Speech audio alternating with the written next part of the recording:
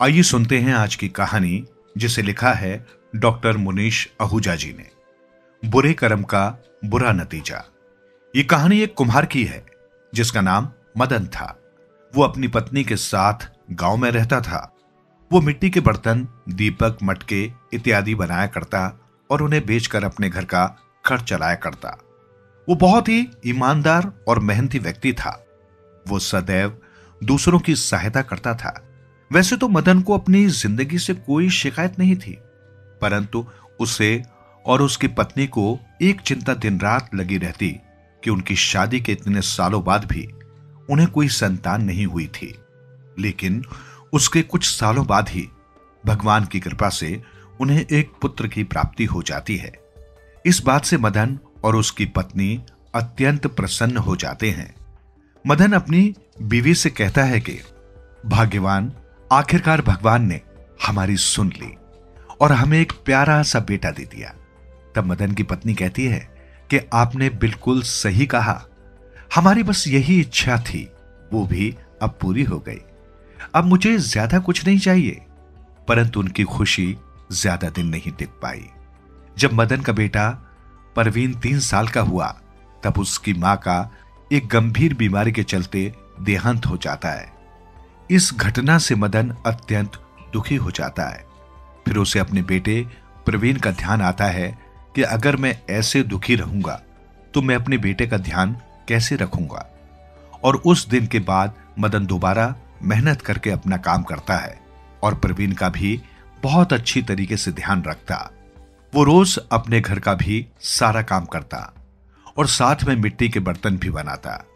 इस तरीके से मदन के ऊपर ज्यादा जिम्मेदारियां आ गई थी, क्योंकि उसे अब अपने बेटे का भी पूरे तरीके से ध्यान रखना पड़ता था और घर के काम के साथ साथ उसे अपना काम भी करना पड़ता था। अब इस वजह से मदन बहुत ज्यादा व्यस्त रहने लग गया था। वो अपनी तरफ से पूरा प्रयास करता और ये सोचता कि कैसे भी करके वो अपने बेटे के लालन पोषण में कोई कमी न आने दे। फिर कुछ समय बाद जब मदन का बेटा प्रवीण बड़ा हो जाता है, तब मदन सोचता है कि अब तो प्रवीण भी बड़ा हो गया है, तो अब से मैं अपने काम पर ज्यादा ध्यान दूंगा ताकि इसके लालन पालन में कोई कमी न रहे। अब मदन काम में अधिक व्यस्त होने के कारण प्रवीण के ऊपर कम ध्यान दे पाता था, जिसकी वजह से प्रवीण अब बुरी संगत में रहने लग गया था। प्रवीण के ऊपर बुरी संगत का प्रभाव पड़ने लगता है और वो गलत काम करना भी शुरू कर देता है। जैसे वो आसपास सभी से लड़ाई झगड़ा करने लगता है। फिर एक दिन मदन एक लड़के को इतना ज्यादा मार देता है कि उसकी हालत बहुत ज्यादा खराब हो जाती है। और फिर उस लड़के के पिता और आसपास के सभी लोग प्रवीण की शिकायत लेकर मदन के पास जाते हैं और कहते हैं कि मदन, अपने बेटे को समझाओ, ये हमेशा हमारे बच्चों से लड़ता रहता है या उन्हें बुरी आदतें सिखाता है। तब मदन उन सभी से कहता है कि आप सभी मुझे और मेरे बेटे को माफ कर दीजिए। मैं इससे दिन में समझाऊंगा और ये आगे से कभी भी ऐसा नहीं करेगा। जब तो मदन सभी लोगों से माफी मांगकर जैसे तैसे करके उन्हें समझा देता है और उन्हें आश्वासन देता है कि प्रवीण आगे से ऐसा नहीं करेगा और वो अपने बेटे को भी समझाएगा। तब सभी लोग मदन की बात सुनकर वहां से चले जाते हैं। फिर मदन अपने बेटे से कहता है कि प्रवीण, तुम ये सब क्यों कर रहे हो? तुम दूसरे लोगों से क्यों लड़ते झगड़ते हो? आजकल हमेशा तुम्हारी शिकायतें आती रहती हैं। तब प्रवीण कहता है कि अरे, मैंने किसी से कोई लड़ाई झगड़ा नहीं किया है। वो सभी लोग पागल हैं। वो मेरे ऊपर बस बिना वजह इल्जाम लगाते रहते हैं। तब मदन प्रवीण से कहता है कि तो फिर तुमने संजय के बेटे को क्यों मारा था? सच बताओ, उसकी इतनी बुरी हालत तुमने ही की है ना? तब प्रवीण कहता है कि ये सब उसी की गलती थी। उसकी गलती की वजह से ही उसे ये सजा मिली है और आपको मुझे ज्यादा समझाने की जरूरत नहीं है। मुझे अच्छे से पता है कि मुझे क्या और कैसे करना है। इतना कहकर प्रवीण वहां से गुस्से में चला जाता है। मदन रोते हुए अपने आप से कहता है कि ये सब क्या हो गया? मेरा बेटा ऐसा भी कर सकता था? मैंने कभी ऐसा नहीं सोचा था। भला मैं इसे अब कैसे समझाऊं? ये तो सुधरने का नाम ही नहीं लेता है। उल्टा दिन ब दिन इसकी शिकायतें बस बढ़ती ही जा रही हैं। उस दिन के बाद से मदन अपने बेटे के ऊपर और ज्यादा ध्यान देता है और उसे समझाने की कोशिश करता है, परंतु प्रवीण तो अपने पिता की बात मानने या सुनने को तैयार ही नहीं था। फिर एक दिन मदन सोचता है कि क्यों न मैं अपने बेटे की शादी करवा दूं, क्योंकि अगर इसकी शादी हो जाएगी तो ये अपनी जिम्मेदारियों को समझेगा और उसके बाद क्या पता ये सुधर जाए। उस समय मदन को यही फैसला अच्छा लगता है। उसके बाद वो अपने बेटे की शादी करवा देता है। मदन को लगता था कि शादी के बाद उसका बेटा अपनी जिम्मेदारियों को अच्छे से निभाएगा, परंतु शादी के बाद भी प्रवीण में कोई खास बदलाव नहीं आता। ना तो वो शादी के बाद कोई काम करता है, ना ही अपनी जिम्मेदारियां ढंग से निभाता है। परंतु वहीं दूसरी तरफ प्रवीण की पत्नी, जो एक बहुत ही सुंदर व सुशील कन्या थी, वो घर की जिम्मेदारियों को बहुत अच्छे से समझती थी। वो समय पर सबको भोजन देती और समय से अपना सारा काम किया करती। वो मदन का हर रोज अच्छे से ध्यान रखती थी। वहीं मदन भी उसे अपनी बेटी की तरह प्यार करता था। एक दिन मदन प्रवीण की पत्नी से कहता है कि बेटी, मैंने तुम्हारी जिंदगी बर्बाद कर दी। मैंने तुम्हारा विवाह एक ऐसे लड़के से करवा दिया है जो ना तो किसी की बात सुनता है, ना ही उसे किसी की परवाह है। मुझे लगता था कि अगर मैं इसका विवाह कर दूंगा तो शायद इसके बाद ये सुधर जाएगा और अपनी जिम्मेदारियों को अच्छे से समझेगा। तब प्रवीण की पत्नी मदन से कहती है कि नहीं पिताजी, आप ऐसा क्यों कहते हो भला? ऐसा कुछ भी नहीं है। मैं तो बहुत भाग्यशाली हूं कि मुझे आप जैसे पिता मिले, और आप ज्यादा चिंता मत कीजिए। आप देखना समय के साथ सब ठीक हो जाएगा। अब आप ज्यादा मत सोचिए। फिर एक दिन मदन का पड़ोसी संजय बड़े गुस्से में उसके पास आता है और उससे कहता है कि मैंने तुम्हें कितनी बार कहा है कि अपने बेटे को संभालो। उसने आज फिर से मेरे बेटे को मारकर उससे जबरदस्ती उसका सारा धन छीन लिया। ये बात सुनकर मदन भी बहुत ज्यादा गुस्सा हो जाता है कि आज तो उसके बेटे ने हद ही कर दी। तब वो संजय से माफी मांगने लगता है और जैसे तैसे करके संजय को वहां से भेज देता है। फिर जब शाम को प्रवीण वापस अपने घर लौटता है, तब मदन गुस्से में उसको डांटने लगता है और उससे कहता है कि मैंने तुम्हें कितनी बार समझाया है कि तुम ढंग से रहा करो, परंतु तुम मेरी एक भी बात नहीं सुनते हो। आज तो तुमने हद ही कर दी। अब तुमने चोरी चकारी करना भी शुरू कर दिया है। आखिर तुम कब अपनी जिम्मेदारियों को समझोगे? परंतु इन सब बातों का प्रवीण के ऊपर कोई भी असर नहीं होता। वो उल्टा अपने पिता से जुबान लड़ाने लगता है और इस तरह मदन और प्रवीण का झगड़ा बहुत ज्यादा बढ़ जाता है, जिसके बाद प्रवीण अपने पिता मदन को घर से बाहर निकालने के लिए कहता है। ये बात सुनकर मदन के पांव तले जमीन खिसक जाती है। तब प्रवीण की पत्नी उसे बहुत समझाती है कि आप आखिर ये क्या कर रहे हैं? आप अपने पिता से इस तरीके से बात नहीं कर सकते। आप उन्हें उनके ही घर से कैसे निकाल सकते हैं? और पिताजी आखिर जाएंगे कहां? उनका हमारे सिवा और कोई नहीं है। आप ही तो इनकी इकलौती संतान है। अगर उनका ध्यान आप नहीं रखेंगे तो कौन रखेगा? परंतु प्रवीण अपनी पत्नी की एक भी बात नहीं सुनता और अपने पिता को घर से निकलने के लिए कह देता है। मदन ये बात सुनकर बहुत दुखी हो जाता है और वो फैसला कर लेता है कि अब वो यहां एक पल भी नहीं रह सकता। उसके बाद मदन अपने घर से बाहर निकल जाता है और अपने घर से कोसों दूर बस चलता ही रहता है। फिर वो एक अनजान सी जगह पर पहुंचकर वहां पर एक बड़े से वृक्ष के नीचे छांव में बैठ जाता है। उसके बाद मदन बहुत जोर जोर से रोने लगता है। तभी वहां पर एक साधु आते हैं और मदन के पास आकर बैठ जाते हैं। तब साधु मदन से पूछते हैं कि बालक क्या हुआ, तुम क्यों रो रहे हो? फिर मदन साधु को प्रणाम करता है और कहता है कि बाबा, मुझे मेरे बेटे ने घर से निकाल दिया है। अब मुझे समझ नहीं आ रहा कि मैं कहां जाऊंगा। तब साधु बाबा मदन से कहते हैं कि बेटा, जो कुछ भी हमारे साथ होता है वो सब हमारे कर्मों का ही फल होता है। जैसा हमने पहले किया होता है उसी के हिसाब से हमें उसका फल मिलता है और हमें वो भुगतना पड़ता है। तभी मदन साधु से कहता है कि मैंने तो आज तक कभी किसी का बुरा नहीं किया। मैंने हमेशा अपना काम ईमानदारी व मेहनत के साथ किया है। मैंने तो कभी किसी का गलत करने की सोची भी नहीं। पहले तो जब मैं छोटा था तब मेरे माँ बाप चल बसे। फिर मेरी शादी के कई वर्षों बाद भी हमें कोई संतान नहीं हुई, परंतु उसके कुछ वर्षों बाद भगवान की कृपा से मुझे संतान का सुख मिला तो मेरी पत्नी चल बसी। मेरी पत्नी के जाने के बाद मैंने अपने बेटे के लिए खूब मेहनत की। उसका लालन पोषण करने के लिए मुझे जितना बन सका मैंने उतना किया, और जिस संतान के लिए हमने इतने वर्ष इंतजार किया, आज उसी संतान ने मुझे घर से निकाल दिया। अब आप ही बताइए बाबा कि मैंने ऐसे भला कौन से बुरे कर्म किए हैं जो मुझे उन सब की इतनी बड़ी सजा मिल रही है। तब साधु बाबा मदन को कहते हैं कि बेटा, भले ही तुमने इस जन्म में कितने ही अच्छे कर्म क्यों न करे हो, परंतु तुम्हारे पूर्व जन्म के कर्मों का हिसाब भी तुम्हें चुकाना पड़ता है।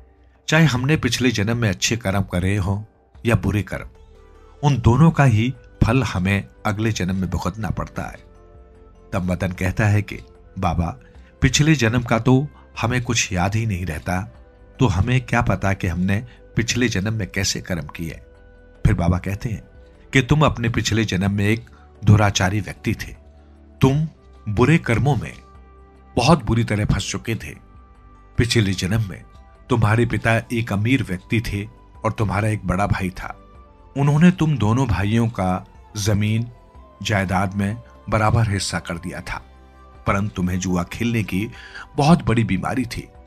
तुमने जुए में अपना सारा धन गंवा दिया और उसके बाद तुमने धोखाधड़ी करके अपने भाई को मरवा दिया और उसका भी सारा धन जब्त कर लिया था। यह सब सुनकर मदन बहुत ज्यादा हैरान हो जाता है कि उसने अपने पिछले जन्म में इतने बुरे कर्म किए थे। फिर वो बहुत दुखी मन से बाबा से कहता है कि इसका मतलब मैं अपने पिछले जन्मों के बुरे कर्मों का ही फल भोग रहा हूं।